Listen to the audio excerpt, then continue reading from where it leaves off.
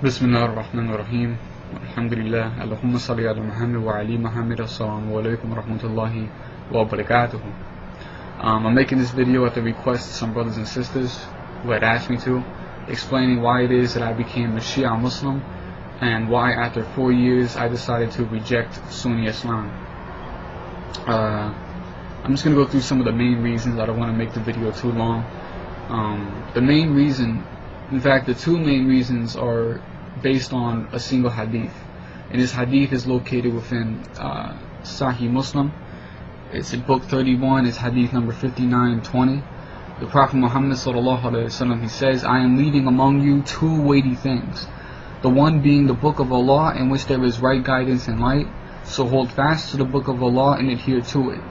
He exhorted to hold fast to the book of Allah and then said, "The second are the members of my household, Ahlul Bayt.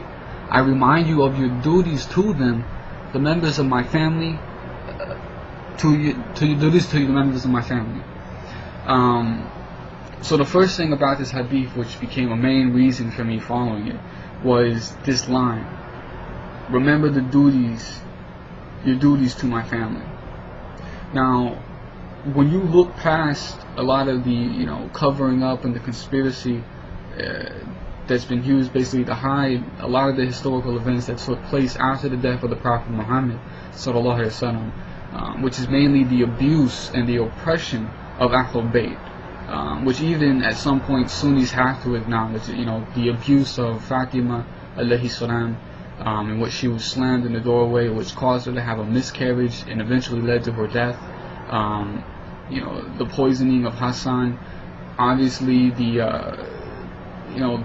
Battle of Karbala, in which Imam Hussein alayhi salam and his companions were martyred. Later on, you'll notice that every single one of the Imams that followed that died unnatural death, meaning they either died by bloodshed or they died by poisoning. And so these are some major historical events that have been covered up, or at least kind of pushed to the side, in order to just not brought to the attention of Muslims. So for the Prophet Muhammad sallallahu alaihi wasallam to be telling us, remember your duties to Ahlul Bayt, but yet we're ignoring all these fundamental parts of our history for the sake of avoiding fitna, this had a major effect on me, because it just didn't make sense. But if we're ignoring these things and we're not holding those who were accountable for them responsible, then we are ignoring our duty to Ahlul Bayt. So that was the first main reason, the fact that Muslims have abandoned our duty to Ahlul Bayt, and we need to begin picking it up again. The second thing about this hadith, which is the second main reason for me accepting Shia Islam, was just the context of how he's speaking. When he tells us to hold fast to the Quran and hold fast to Ahlul Bayt, telling us this is how you follow your religion.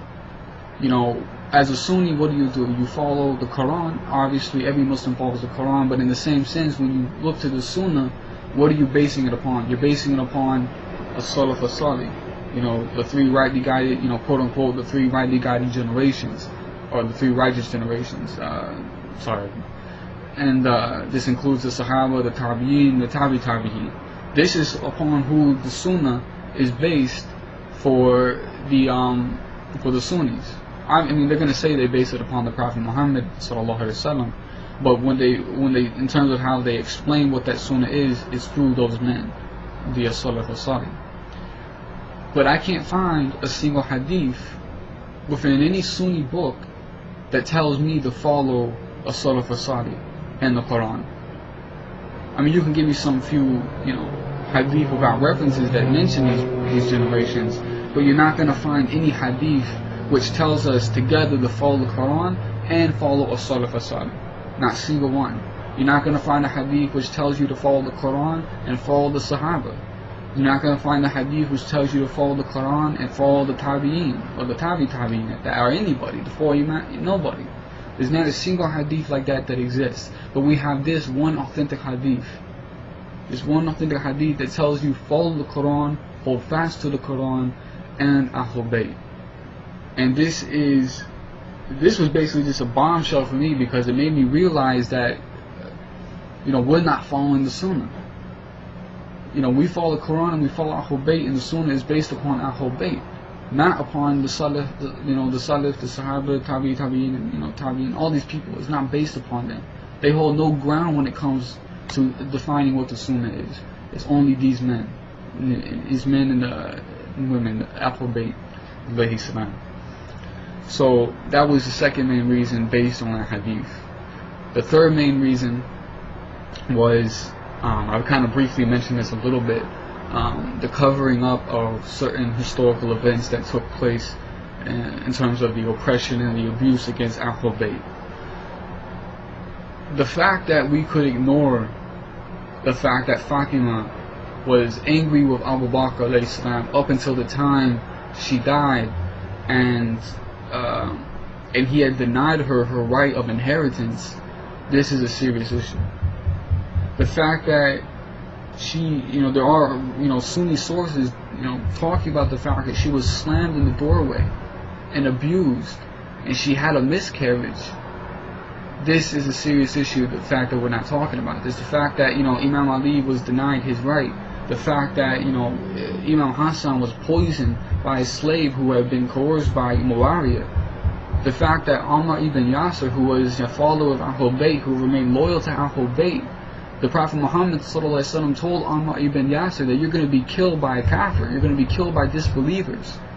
And it was the armies of Muawiyah who killed him. The fact that, we ignore, everything that happened at Karbala.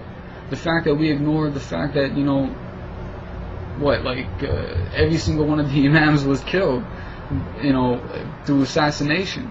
This the fact that we ignore all these events and we sweep them under the rug, and on top of that, the Sunnis will tell you don't talk about them. They're going to tell you, don't bring them up. That fitna was between them, it's not between us. But the reality is that fitna that took place 1400 years ago between the Sahaba, between the companions, between Ahlul Bayt alayhi salam, that fitna affects us all the way up until the day of judgment. Because we all know as Muslims that Imam Mahdi alayhi salam plays a major role when it comes to understanding our deen in terms of the ending times in the last days. So what Mahdi are you going to follow?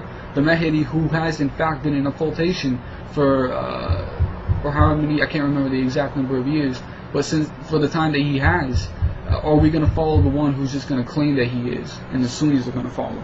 This was a major issue, the fact that we were covering this up, we were hiding it, and on top of hiding it, we were ignoring it on purpose, and we were being told not to talk about it.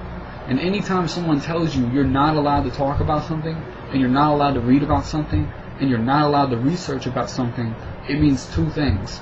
One, they're hiding something, and two, obviously, it's not the correct methodology. So this was, the next main reason for me to reject Sunni Islam and accept Shia Islam. And obviously the fourth reason, this is the last reason, there's tons of reasons, but I'm just going to go through the main ones. The last reason is my love for Ahlul Bayt alayhi salam. The Prophet Muhammad ﷺ told us to remember your duty to them, to follow them, they're purified, so on and so forth. And I have a love for Ahlul Bayt alayhi salam, and that love is so much that I would give my life for them. And this is a love that Sunnis don't have for Ahlul Bayt alayhi salam. I don't mean to start fitna by saying that, but that's a reality. And when I left Sunni Islam and some of my Sunni friends had approached me and talked to me, I remember one of them told me, he said, said something another, and then he said, Ahlul Bayt belongs to us. Talking about, Ahlul Bayt belongs to the Sunnis. And I didn't say anything to him, just to avoid the fitna. I didn't want to get in an argument. But what I said to myself, and what I said, later on when I told people about it, I said, Ahlul Bayt, they belong to no one but Allah. And we belong to Ahlul Bayt. Our service is the Ahlul Bayt. So how are you going to say Ahlul Bayt belongs to you? So the fourth reason, like I said, is my love for Ahlul Bayt, remembering my duty to them, my obligation to them, my servitude to them, and to be a slave of Allah subhanahu wa ta'ala is to be a servant to the Messenger and Ahlul Bayt. As simple as that. Sallallahu Alaihi Wasallam. And so that's the reason I became a Shia Muslim. There's going to be more to come after this. I'm going to be doing videos, obviously. I'm going to be maybe doing a few projects on a few things. When you learn something, you have to teach it. You have to enjoin the good for the evil, as Allah subhanahu wa ta'ala said within Surah 3 verse 104. This is our obligation, and inshallah, thanks for listening and thanks for watching. Assalamu alaikum wa rahmatullahi wa barakatuhu. Allahumma salli ala Muhammad wa ali Muhammad.